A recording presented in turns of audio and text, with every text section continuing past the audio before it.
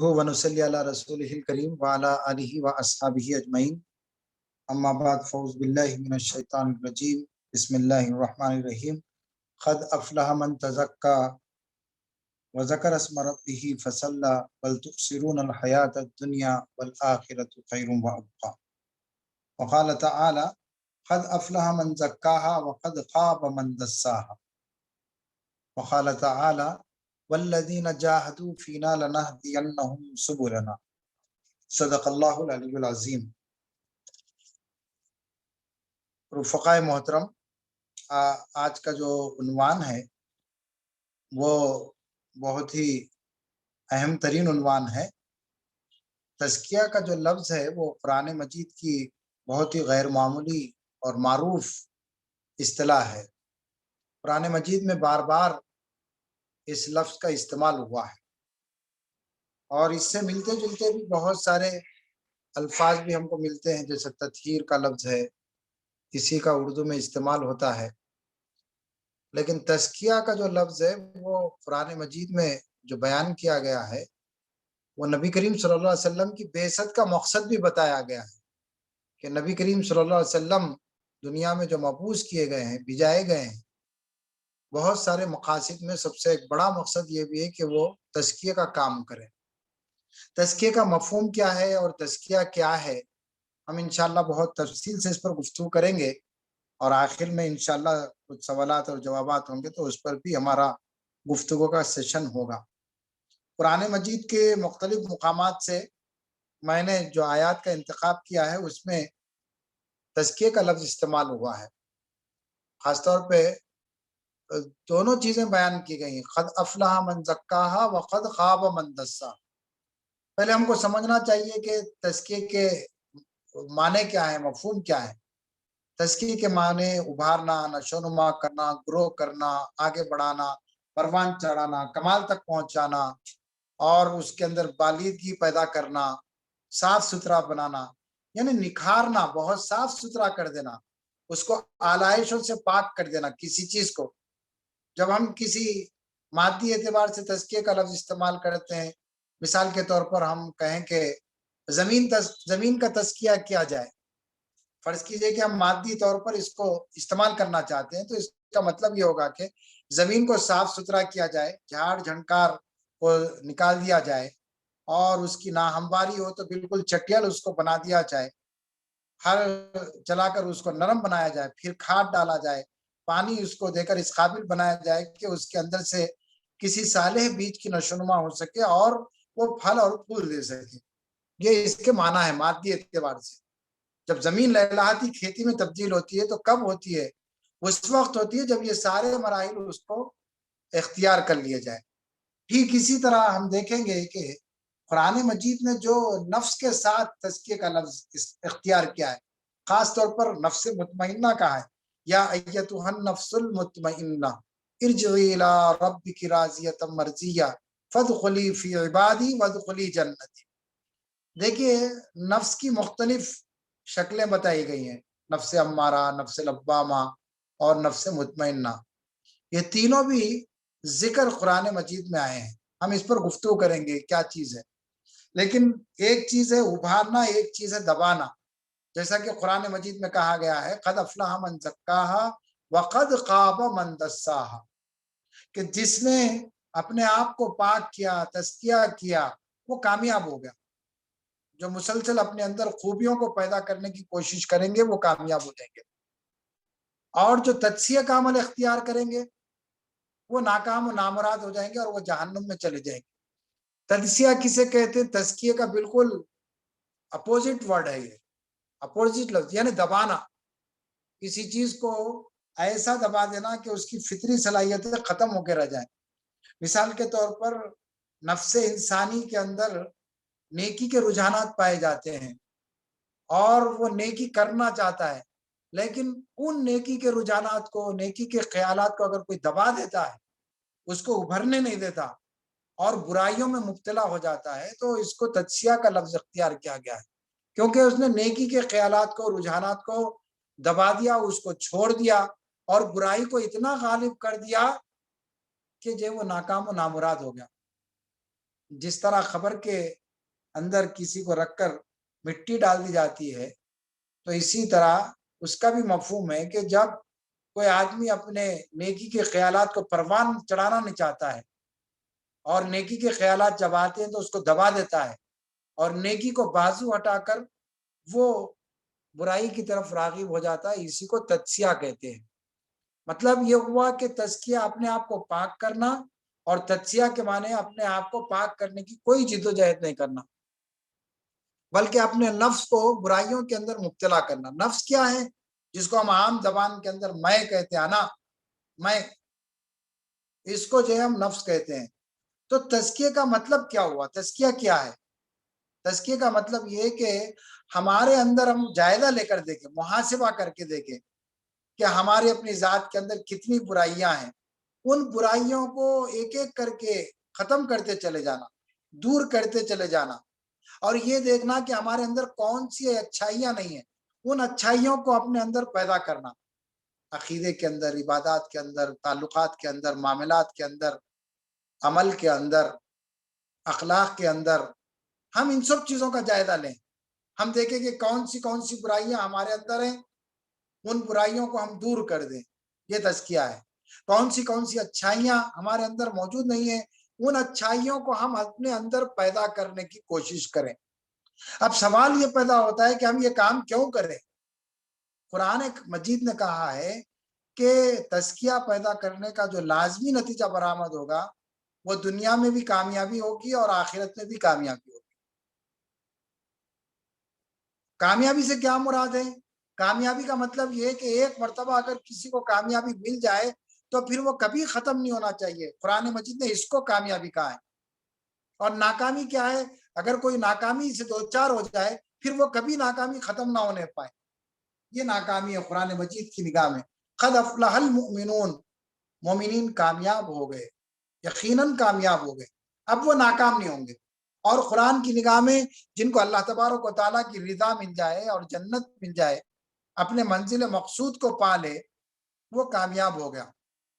فقط فاز فوزا نظیما کہا گیا، ومن زحزح عن النار وادخل الجنۃ فقط فاز، کہا گیا کہ جو کوئی آگ سے بچا لیا جائے، جہنم سے بچا لیا جائے اور جنت کے اندر داخل کر دیا جائے، یقیناً وہی کامیاب ہے، یہی سب سے بڑی کامیابی ہے۔ تو یہ جو تزکیہ ہے، تزکیہ کرنے کا عین مقصد یہ ہے کہ آدمی کامیاب ہو جائے، اس دنیا کی زندگی میں بھی کامیاب ہو جائے اور آخرت کی زندگی کے اندر بھی کامیاب ہو جائے۔ اب یہ تزکیہ کیا کیا ہوتا ہے، اس کو ہم کو بڑی تفصیل کے ساتھ جاننا چاہیے کہ تزکیہ کا مطلب کیا ہوگا۔ ظاہر ہے کہ تزکیہ عقیدے میں بھی ہوگا کہ ہمارا عقیدہ پاک ہونا چاہیے، ہمارے خیالات پاک ہونا چاہیے، ہمارے افکار پاک ہونا چاہیے، ہمارے نظریات پاک ہونا چاہیے، ہماری عادات اور اخلاق پاک ہونا چاہیے۔ تو اس کے لیے کیا کرنا پڑے گا کہ ہم کو علم حاصل کرنا ہوگا، کہ صحیح ادراک، صحیح علم ہم کو حاصل ہونا ہوگا۔ یہ صحیح علم کہاں سے ہم کو حاصل ہوگا؟ صحیح علم دائرے کے قرآن مجید سے ہم کو حاصل ہوگا اور سیرت نبوی صلی اللہ علیہ وسلم کے ذریعے سے ہم کو حاصل ہوگا۔ آدمی کا پوری زندگی کا آپ جائزہ لے کر دیکھیے، وہ مسلسل تزکیے کا عمل کرتے رہے تو معلوم یہ ہوا کہ ہمارے خیالات میں سب سے پہلے ہمارے علم کو پاک کرنا ہوگا، علم صحیح راستے پر قائم ہونا ہوگا، نظریات بہتر ہونا ہوگا۔ ہمارا دماغ جب کسی چیز کو سوچنے کا عادی ہو جائے تو بہتر چیزیں سوچنے کا عادی ہو جائے، اور اس چیز کے نتیجے میں جب عادتیں ہمارے اندر پیدا ہوں گے تو وہ عادتیں بہترین عادتیں ہونی چاہیے، ہمارے اخلاق کے اندر درستگی پیدا ہونا چاہیے، ایسا علم ہمارے اندر پیدا ہونا چاہیے جس کی وجہ سے ہمارے اخلاق بہتر ہو جائیں، ہمارے اندر روحانی ترقی پیدا ہونی چاہیے۔ کہ روحانی ترقی کیسے ہونی چاہیے؟ کہ ہر آنے والا دن ہمیں اللہ تعالیٰ سے قریب کرنے والا ہو جائے، ہم آنے والے ہر دن کے اندر روحانی اعتبار سے اس طرح سے ترقی کریں کہ اللہ تعالیٰ کے ہم قریب ہوتے چلے جائیں۔ تو قرآن مجید نے اسی کو جو ہے تزکیہ کہا ہے کہ ہم اپنے نفس کے اندر پائے جانے والے غلط رجحانات کو پاک کریں، غلط خیالات کو پاک کریں، غلط میلانات کو پاک کریں، اور ان سب کو پاک کر کے نیکی کی طرف، خدا ترسی کی راستے پر ہم اپنے آپ کو ڈال دیں۔ تزکیے کے معنی ہم سمجھ رہے ہیں کہ اس کے معنی پاکیزگی کے ہیں.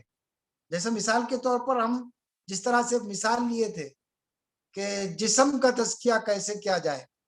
جسم کا تزکیہ یہ ہے کہ ہم اس کو بیماریوں سے پاک کرنے کی کوشش کریں.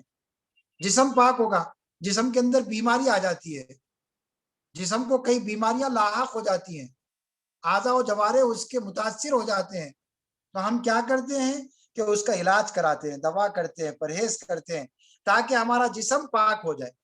اس کو تزکیہ جسم کہتے ہیں.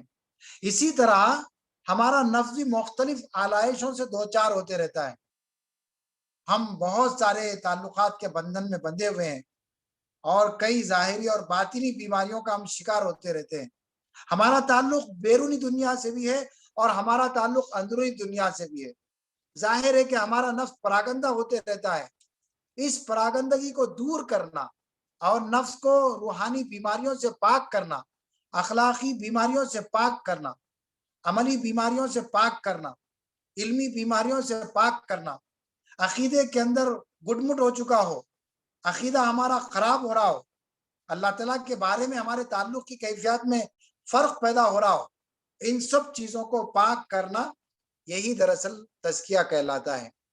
جب آدمی یہ کام کرتا ہے تو اللہ تبارک و تعالیٰ نے اس کو بشارت دی ہے، یا ایتھا النفس المطمئنہ ارجعی الی ربک راضیۃ مرضیہ فادخلی فی عبادی وادخلی جنتی. دیکھیے 3 قسم کے باتیں بتائی گئی ہیں نفس کے بارے میں. نفس کی مختلف شکلیں بیان کی جا رہی ہیں.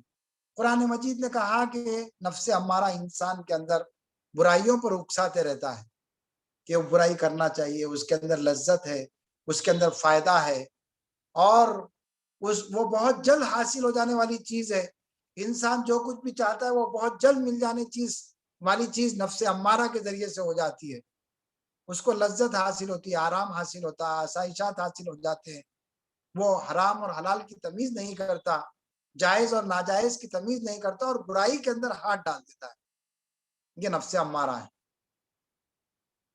اور ایک نفس ہے نفس لوامہ، کہ جب انسان کو برائی کا خیال آتا ہے، غلط افکار اور رجحانات اس کے اندر پیدا ہوتے ہیں، غلط میلانات اس کے اندر پیدا ہو جاتے ہیں، تو جس کو ہم ضمیر کہتے ہیں کچوکے دیتا ہے، جھنجھوڑتا ہے انسان کو، متوجہ کرتا ہے یہ جو تیرے اندر خیال آیا ہے یہ شیطانی وسوسے کے نتیجے میں، شیطانی خیالات کے نتیجے میں، اس سے تجھے بچنا چاہیے، یہ کام تجھے نہیں کرنا چاہیے، تجھے اپنے آپ پر قابو پانا چاہیے، تجھے کنٹرول کر لینا چاہیے.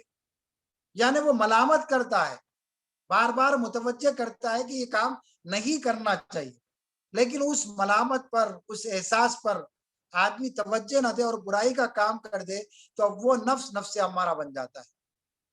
لیکن اگر کوئی سمجھ لے، سچویشن کو سمجھ لے، فوری ادراک کرے، شعور پیدا کرے اور سمجھ جائے کہ اس وقت جو خیالات میرے اندر آ رہے ہیں یہ دراصل شیطان کی وجہ سے ہو رہا ہے، وہ اپنے آپ کو پہچان لے اور پہچان کر اس برائی کو چھوڑ دے اور نیکی کی طرف پلٹ کر آ جائے، اسی کو نفس مطمئنہ کہتے ہیں.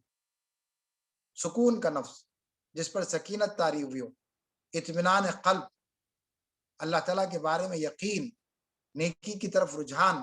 اسی لیے عربی میں کہا گیا من عرف نفسہ عرف ربہ، جس نے اپنے نفس کو پہچان لیا گویا اس نے اپنے رب کو پہچان لیا، بڑے مرتبے پہ پہنچ گیا. وہ یہ کوئی معمولی بات نہیں ہے، ایک مجاہدے کی بات ہے، کوشش کی بات ہے، جد و جہد کی بات ہے. آدمی کو نفس مطمئنہ کی طرف مسلسل آگے بڑھنا چاہیے. وہ کیسے بڑھ سکتا ہے؟ ایک مومن کو اس کا راستہ بھی بتایا گیا ہے. مومن کو کہا گیا کہ یہ کام کوئی معمولی کام نہیں ہے، ریاضت سے حاصل ہوتا ہے، محنت سے حاصل ہوتا ہے. اور اس راستے پر دنیا کی تاریخ کے اندر جلیل القدر انبیاء چلے ہیں، انہوں نے ہر وقت نیکی کے راستے کو اختیار کیا اور نیکی کی طرف پلٹتے رہے اور اسی کی طرف انہوں نے دعوت دی اپنی قوم کو اور اپنی امت کو. نبی کریم صلی اللہ علیہ وسلم نے اپنی پوری امت کو اسی کی طرف دعوت دی. وَيُزَكِّيهِمْ وَيُعَلِّمُهُمُ الْكِتَابَ وَالْحِكْمَةَ. اس کے نتائج بھی بیان کیے جا رہے ہیں. جب آدمی اپنے نفس کو پاکیزہ کر لیتا ہے تو اس کے اندر بے شمار خصوصیات پیدا ہو جاتی ہیں. تو اس کو سوچنا چاہیے کہ کیا کرنا چاہیے۔ قرآن مجید کہتا ہے کہ صبغۃ اللہ ومن احسن من اللہ صبغہ ونحن لہ عابدون، اللہ کا رنگ اختیار کرو، اللہ کے رنگ سے بہتر اور کس کا رنگ ہو سکتا ہے۔ قرآن کا کتنا بہترین انداز ہے، دیکھیے اللہ تعالیٰ فرما رہے ہیں کہ اللہ تعالیٰ کے رنگ سے بہترین رنگ اور کس کا ہو سکتا ہے، کسی کا نہیں ہو سکتا۔ کیا مطلب ہے کہ اللہ تعالیٰ پاک ہے، ہم کو بھی مسلسل اپنے آپ کو پاک کرنے کی کوشش کرنا چاہیے، وہ تمام طریقے اختیار کرنا چاہیے جس کی وجہ سے نفس مومن پاک ہو جاتا ہے۔ یہ اللہ تعالیٰ کا رنگ ہے، اللہ تعالیٰ پاک ہے، ہم کو بھی پاک ہونے کی کوشش کرنا چاہیے۔ اللہ تعالیٰ غیرت والا ہے، ہم کو بھی اپنے اندر ان تمام چیزوں سے نفرت پیدا کرنا چاہیے جو بے غیرتی کے کام ہوتے ہیں۔ اللہ تعالیٰ کی صفت ہے کہ وہ رحم فرمانے والا ہے، ہمارے اندر بھی یہ صفت پیدا ہونا چاہیے کہ ہم بھی لوگوں کے ساتھ حسن سلوک کریں، لوگوں کے ساتھ، اللہ تعالیٰ کی مخلوقات کے ساتھ رحم کا معاملہ کریں۔ تو اس قسم کا جب تزکیہ پیدا ہوتا ہے تو انسان کے اخلاق اور کیریکٹر بہت بلند ہو جاتے ہیں۔ اور تزکیے کا مفہوم بہت وسیع بتایا گیا، صرف اخلاق کے اندر تزکیہ نہیں ہے۔ ہم جب قرآن مجید پڑھتے ہیں تو معلوم ہوتا ہے کہ تزکیہ ایک بہت بڑا عنوان ہے، قرآن مجید نے کھول کھول کے اس کو بیان کیا ہے۔ نبی کریم صلی اللہ علیہ وسلم کی سیرت میں ہم کو معلوم ہوتا ہے کہ تزکیہ کوئی معمولی موضوع نہیں ہے، قرآن مجید کا بہت ہی اہم ترین موضوع ہے۔ جیسا کہ میں نے کہا کہ عقیدہ اور علم کا تزکیہ ہونا چاہیے کہ ہم اپنے آپ کو صراط مستقیم پر قائم رکھ سکیں، ہم یہ معلوم کر سکیں کہ ہم کیا ہیں، ہماری حیثیت کیا ہے، کہاں سے آئے، کہاں جائیں گے، اللہ کے اور ہمارے درمیان میں کیا فرق ہے، وہ خالق ہے، ہم مخلوق ہیں، وہ مختار ہیں اور ہم مجبور ہیں۔ ہم کو اپنی ساری زندگی کا سوال کا جواب اللہ تعالیٰ کے حضور پیش کرنا ہے۔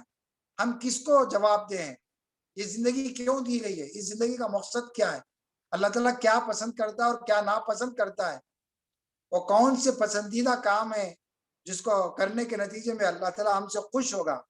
اس کو کہتے ہیں اللہ تعالیٰ کی معرفت، اللہ تعالیٰ کو پہچاننا، اس کی ذات کیا ہے، اس کے ذات کے کمالات کیا ہیں، اس کی ذات کی قدرت کیا ہے، اس کے ذات کی طاقت کیا ہے، اس کی ذات کی صفات کیا ہیں، اس کے اختیارات کیا ہیں، اس کے حقوق کیا ہیں۔ یہ چار چیزیں انسان کو معلوم کرنا چاہیے، بندے مومن، اللہ تعالیٰ کی ذات، اللہ تعالیٰ کی صفات، اللہ تعالیٰ کے حقوق، اللہ تعالیٰ کے اختیارات۔ جب یہ ہم معلوم کریں گے تو اللہ تعالیٰ کے ساتھ ہمارا تعلق استوار ہوگا اور قربت کا تعلق ہوگا، اس کے نتیجے میں ہمارا عمل پاک ہوگا۔ ہم جس کو کہتے ہیں تزکیہ عمل، عمل بھی پاک کرنا ہوگا۔ دیکھیں انسان ہر لمحہ کچھ نہ کچھ عمل کر رہا ہے، انسان کی زندگی کے اندر کوئی لمحہ ایسا نہیں ہوتا جس کے اندر وہ کچھ عمل نہ کر رہا ہو۔ اس کا ہر عمل نفس پر کوئی نہ کوئی اثر چھوڑ رہا ہے، یا تو برا اثر چھوڑ رہا ہے یا تو اچھا اثر چھوڑ رہا ہے۔ اور جو بھی کام انسان کر رہا ہے وہ کسی نہ کسی محرک اور موٹیویشن کا نتیجہ ہے۔ ہم دیکھیں گے ہم کھانا کیوں کھاتے، بھوک ہوتی ہے، پانی کیوں پیتے، پیاس ہوتی ہے، ہم آرام کیوں کرتے، اس لیے کہ ہم تھک چکے ہیں۔ آدمی بہادری کا مظاہرہ کیوں کرتا ہے، اس کو شہرت چاہیے۔ تو اس طرح سے مختلف لوگوں کے مختلف مقاصد ہوتے ہیں۔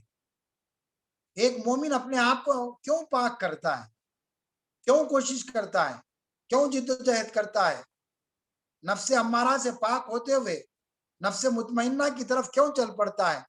ظاہر ہے کہ اس کا صاف مقصد یہ ہوگا کہ ہم اللہ تعالیٰ کو راضی کرنا چاہتے ہیں، ہم جنت چاہتے ہیں، اللہ تعالیٰ کے انعامات چاہتے ہیں، ہم اس دنیا میں بھی کامیاب ہونا چاہتے ہیں اور آخرت کے اندر بھی کامیاب ہونا چاہتے ہیں۔ اسی لیے تمام کام جو کچھ بھی ہم کر رہے ہیں، چاہے وہ صدقہ ہو، انفاق ہو، عبادات ہو، چاہے کوئی بھی اعمال ہو، ہم اس لیے کر رہے ہیں کہ اللہ تعالیٰ ہم سے راضی ہو جائے۔ تو معلوم یہ ہوا کہ ہم عمل بھی صاف کریں اور عمل کا محرک بھی صاف ہونا چاہیے۔ بعض لوگ نیک اعمال کرتے ہیں لیکن محرک صاف نہیں ہے، موٹیو صاف نہیں ہے، اس کا غلط ملت کر دیا، انہوں نے ملا دیا ہے۔ وہ صدقہ و خیرات کر رہے ہیں لیکن ریاکاری کر رہے ہیں، وہ عبادت کر رہے ہیں لیکن ریاکاری کر رہے ہیں، وہ غریبوں اور محتاجوں کی مدد کر رہے ہیں لیکن ریاکاری کر رہے ہیں۔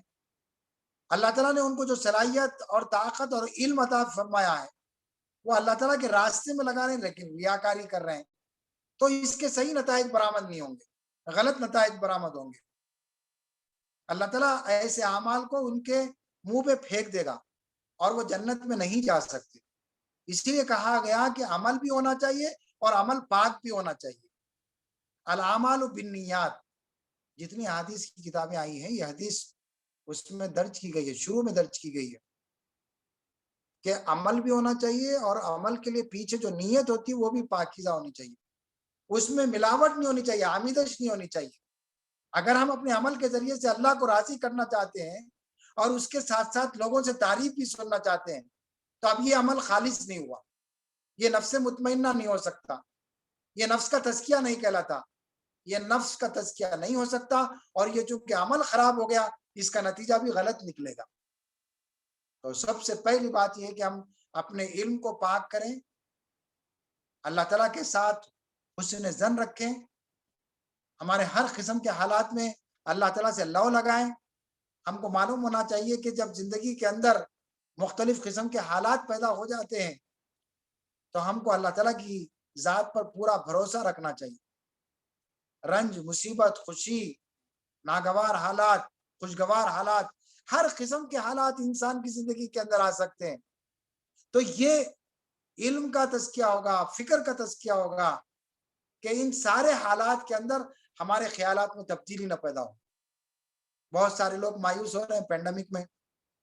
دیکھیے اب دوسری لہر آ گئی ہے، میں لوگوں سے گفتگو کر رہا ہوں، ان کی زبان سے میں یہ سن نہیں سک رہا ہوں، وہ مایوس ہو جا رہے ہیں. کیا ہوگا، ہماری زندگی کیسا ہوگی، یہ کیوں آ گئی آزمائش اتنی بڑی، ہم بے روزگار ہو گئے ہیں، ہم کیسے زندہ رہیں گے.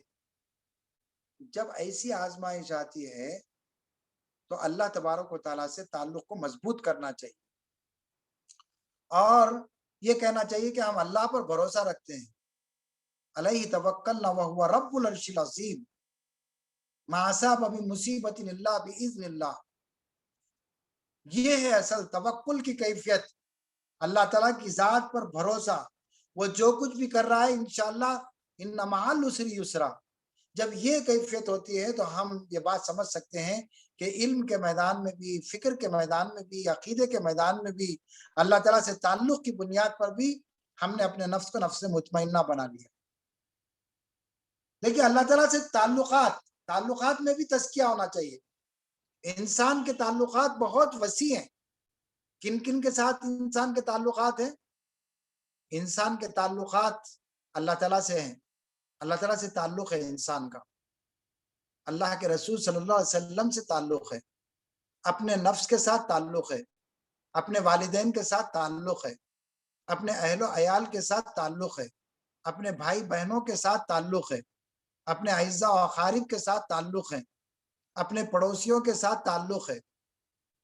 اور سماج میں جو مختلف لوگ پھیلے ہوئے ہیں، یتامہ، مساکین، حاجت مند، ضرورت مند، سماج میں بڑے عمر کے لوگ، چھوٹی عمر کے لوگ، دیکھیے آپ کہ کتنا وسیع دائرہ ہے تعلقات کا. اب انسان کو ان سب چیزوں کا جائزہ لینا ہوگا. اللہ تعالیٰ کے ساتھ تعلق کا مظاہرہ کیسے ہوگا وہ تو میں نے آپ کو بتا دیا ہے کہ اللہ تعالیٰ کے حقوق، اختیارات، ذات، صفات جب اس کو معلوم ہوں گے تو ظاہر ہے کہ اس کے اندر تبدیلی پیدا ہوگی. اسی طرح نبی کریم صلی اللہ علیہ وسلم کے ساتھ ہمارے تعلق کی کیا کیفیت ہے؟ نبی کریم صلی اللہ علیہ وسلم ہمارے محسن ہیں. ہم اس زندگی کے اندر اپنے نبی کو یاد کریں تو اس حیثیت میں ہم کو یاد کرنا ہے. تعلق کی بنیاد ہے کہ انہوں نے ہم کو ایمان اور اس کے لوازمات، زندگی اور اس کے تقاضے نبی کریم صلی اللہ علیہ وسلم نے ہم کو سکھائے ہیں. وہ ہمارے ہادی ہیں، وہ ہمارے رہنما ہیں، وہ ہمارے رہبر ہیں، وہ ہمارے امیر ہیں، وہ ہمارے لیے اسوہ کاملہ ہیں. ہم مامور ہیں، اطاعت گزار ہیں، ہم اپنے نبی کے وفادار ہیں. تو جب یہ چیز پیدا ہوگی تو ہم نبی کریم صلی اللہ علیہ وسلم کے ساتھ اپنے تعلقات کو نبھائیں گے. نبی کریم صلی اللہ علیہ وسلم کے کیا کیا حقوق ہیں؟ آپ پر درود بھیجا جائے، آپ پر جو ہے ایمان لایا جائے، آپ کے ساتھ اطاعت کا معاملہ ہونا چاہیے. نبی کریم صلی اللہ علیہ وسلم کے ساتھ اطاعت کا معاملہ یہ ہوگا کہ نبی کریم صلی اللہ علیہ وسلم نے جن جن باتوں کا ہم کو حکم دیا ہے، چاہے وہ عبادات میں ہو یا معاملات میں ہو، تعلقات میں ہو، ہم ان کو پورا کرنے والے بنیں، ہم اتباع کریں.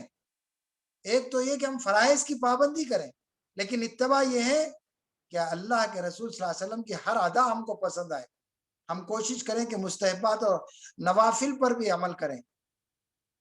یہ بھی اللہ کے رسول صلی اللہ علیہ وسلم کے ساتھ ایک تعلق کی کیفیت ہے۔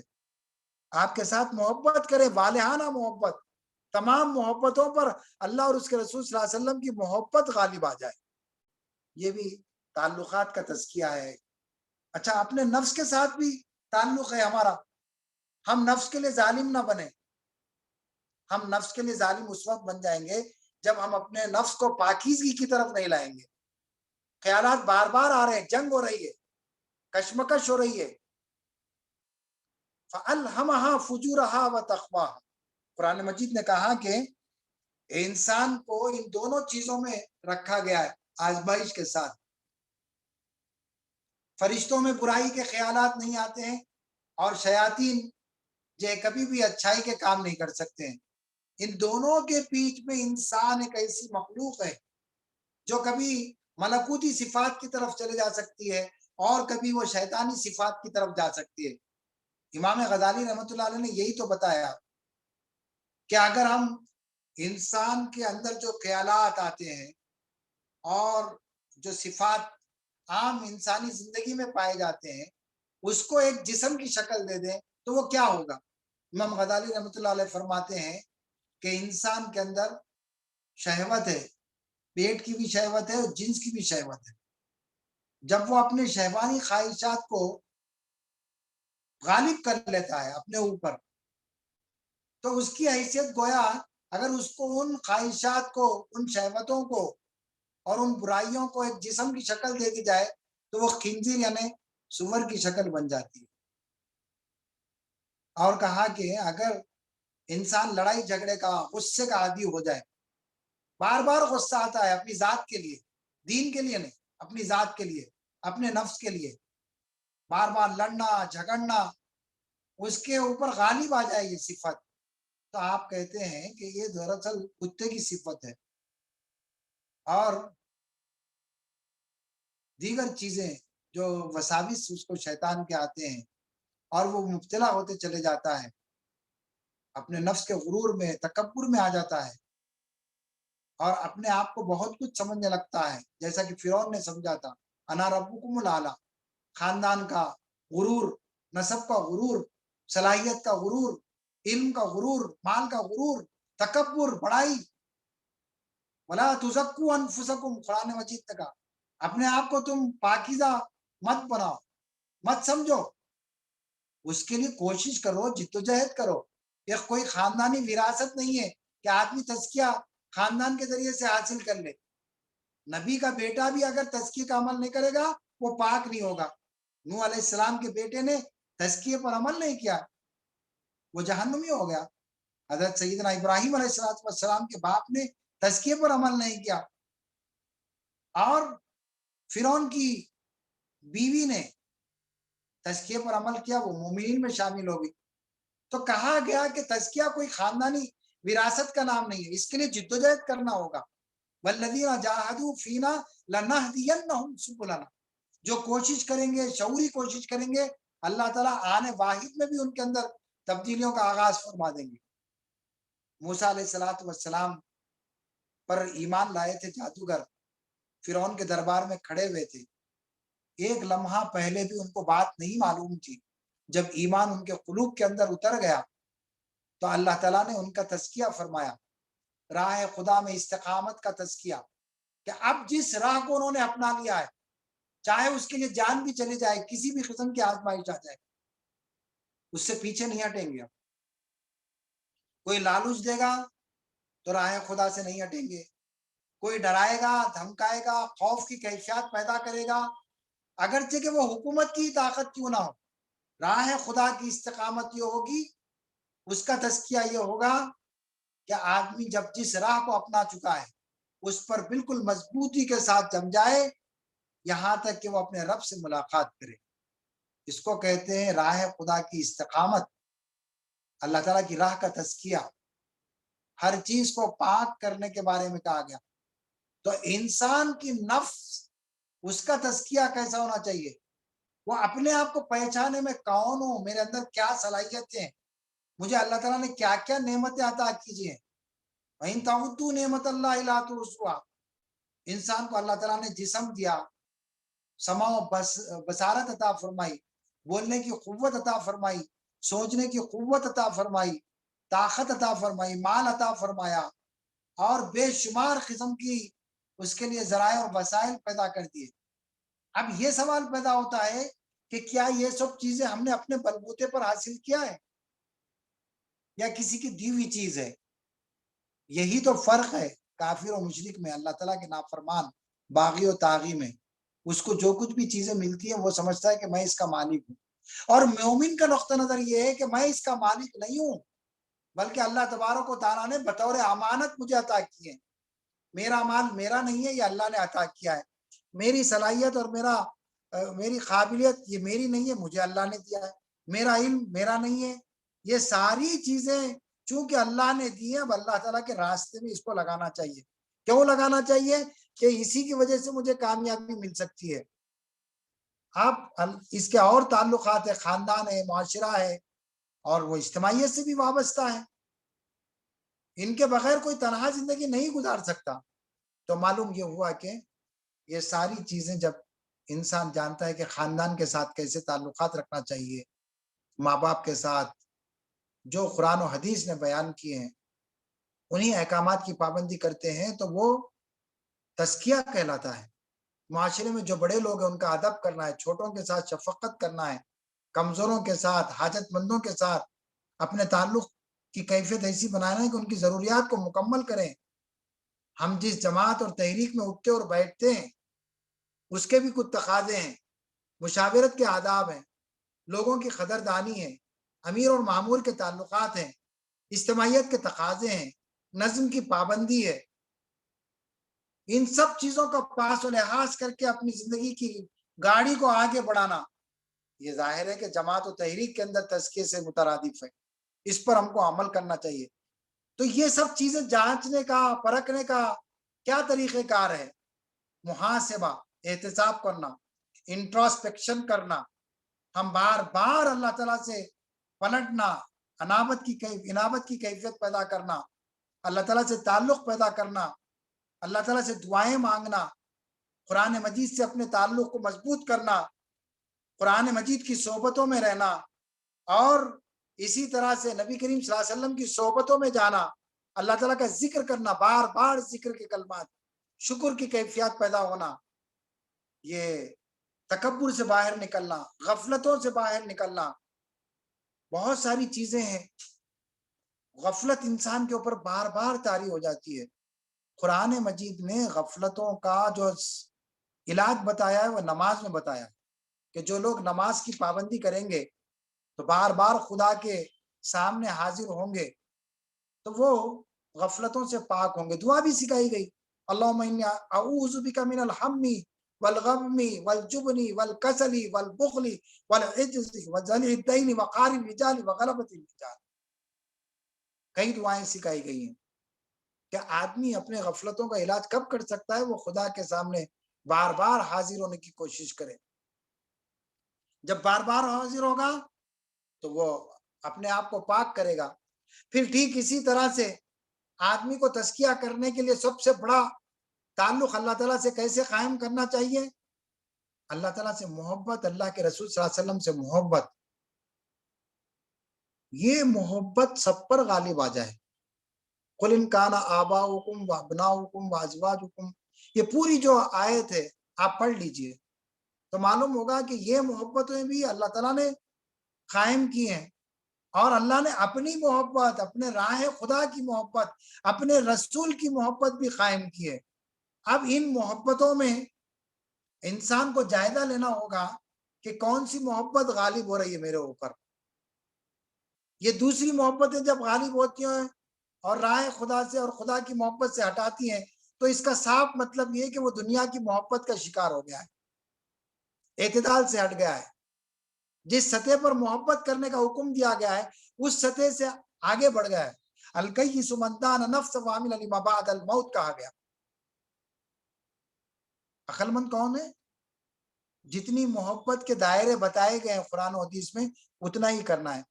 مثال کے طور پر اولاد سے اتنی بے پناہ محبت انسان کر رہا ہے کہ اپنی کمائی کے اندر جائز اور ناجائز کی کوئی تمیز نہیں کر رہا ہے، حلال اور حرام کی کوئی تمیز نہیں کر رہا ہے۔ اسی طرح دنیا پرستی اس کے اوپر غالب آ گئی ہے، وہ رات اور دن اتنا مصروف ہو گیا ہے دنیا کے اندر، اللہ اور اس کے رسول کے حقوق کیا ہیں، تقاضے کیا ہیں، سارے لوگوں کے تقاضے کیا ہیں، وہ بھول گیا ہے۔ مال سے بے انتہا محبت پیدا ہو گئی ہے، اسی لیے کہا گیا کہ محبت دنیا کا علاج کیا ہے؟ انفاق فی سبیل اللہ۔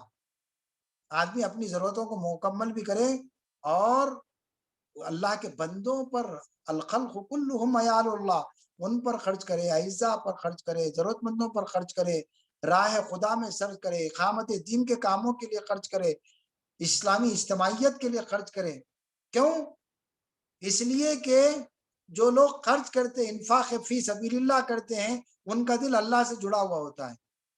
اور جو بخیل ہیں، جن کا جیب نہیں کھلتا ہے، جو اپنے مال کو سینت سینت کے رکھتے ہیں، کئی مواقع آتے ہیں، کئی بھوکے ان کے سامنے آتے ہیں، کئی ضرورت مند ان کے سامنے آتے ہیں، لیکن ان کا دل بڑا نہیں ہے، تو ان کو اللہ سے محبت نہیں۔ اسی لیے کہا گیا محبت دنیا کا سب سے بہترین علاج انفاق فی سبیل اللہ میں۔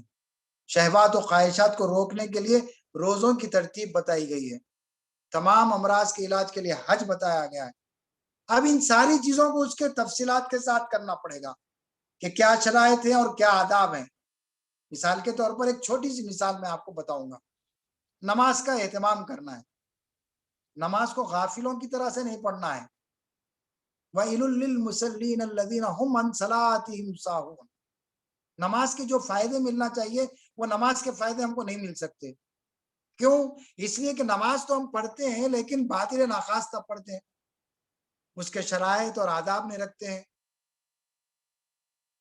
کہا گیا کہ شرائط اور آداب کے ساتھ ہونا چاہیے، اور بہترین پاکیزگی کی حالت میں ہر وقت ہم اپنے آپ کو رکھنے کی کوشش کریں۔ کوشش یہ کریں کہ ہاں ہم ہر وقت باوضو رہیں۔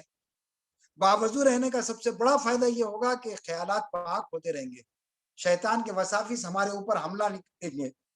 اوقات کی پابندی کرنا، خضوع کے ساتھ نماز پڑھنا، دعائیں کرنا، نماز کے پہلے بھی جو